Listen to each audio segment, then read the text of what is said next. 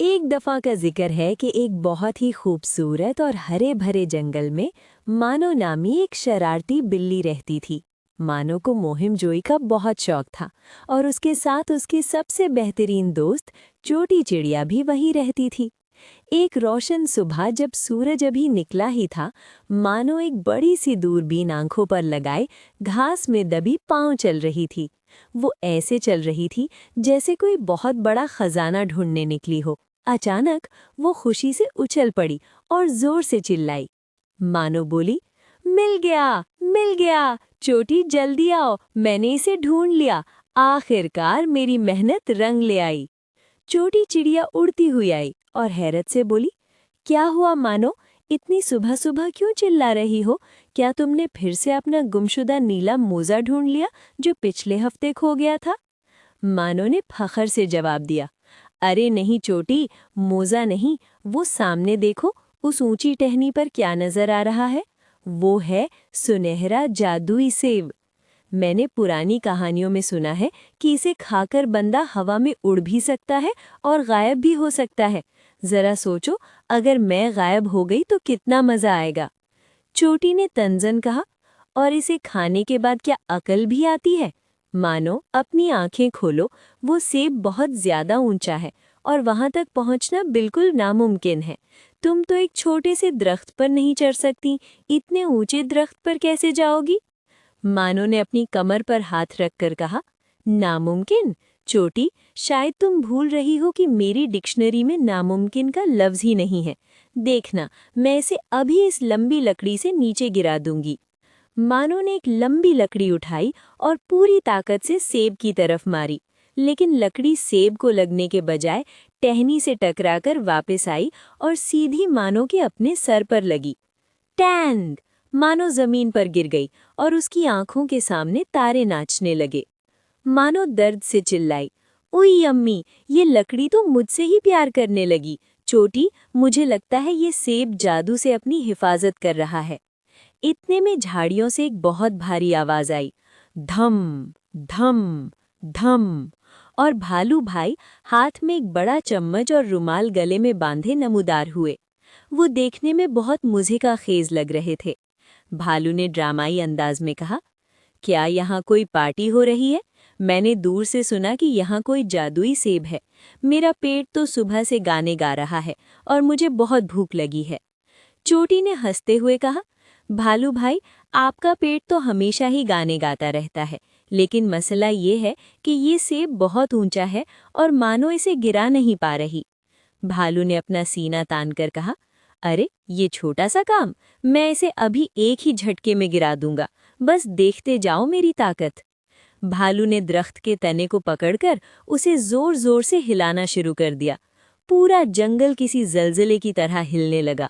परिंदे अपने घोंसलों से उड़ने लगे और अचानक दरख्त के ऊपर मौजूद शहद की मक्खियां अपने छत्ते से गुस्से में बाहर निकल आईं। मानो घबराकर बोली, भालू भाई रुक जाएं, शहद की मक्खियां, आपने तो पूरी फौज को जगा दिया है, भागें। अब एक जबरदस्त कॉमेडी सीन शुरू हुआ। मक्खियों का पूरा गौल भन भन करता हुआ नीचे आया। भालू, मानो और चोटी एक दूसरे के पीछे गोल गोल भागने लगे। भालू रोते हुए चिल्लाया, बचाओ, ये मक्खियां तो मेरी पीठ पर सारंगी बजा रही हैं, मुझे कोई पानी में फेंक दो। मानो उछलते हुए बोली, दाई मुड़ो भालू भाई, अब बाई मुड़ो।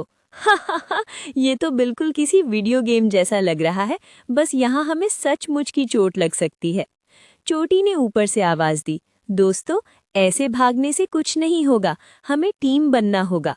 अगर हम अलग अलग रहे तो ये मक्खियां हमें नहीं छोड़ेंगी। भालू भाई, आप मानो को अपने कंधों पर बिठाकर हवा में उछालें, मैं मक्खियों का ध्यान बटाने के लिए उन्हें दूसरी तरफ ले जाती हूँ। चोटी ने एक ऊंची सीटी बजाई और मक्खियों को छेड़कर एक दूर लगी फूलों की झाड़ी की तरफ ले गई।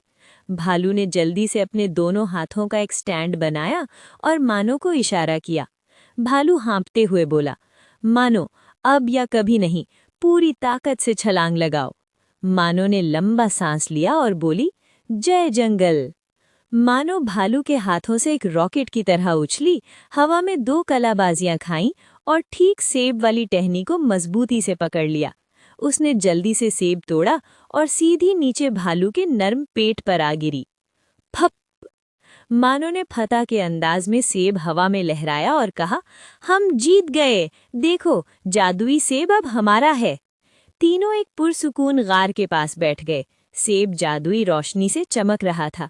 भालू ने राल टपकाते हुए पूछा, तो अब क्या होगा? क्या मैं इसे खाकर गायब हो जाऊंगा या मैं परिंदों की तरह उड़ने लगूंगा? मानो ने सेब को गौर से देखा और मुस्कुराकर कहा, पता है चोटी, जब मैं हवा में थी तो मुझे एक बात समझ आई, अगर मैं अकेली होती तो शायद कभी इस सेब तक न पहुंच पाती। भालू भाई, आपने मुझे सहारा दिया और चोटी तुमने अपनी जान खतरे में डालकर हमारा रास्ता साफ किया। चोटी ने प्यार से जवाब दिया, बिल्कुल मानो, असल जादू इस सेब में नहीं था, बल्कि असल जादू तो हमारी टीम वर्क और दोस्ती में था।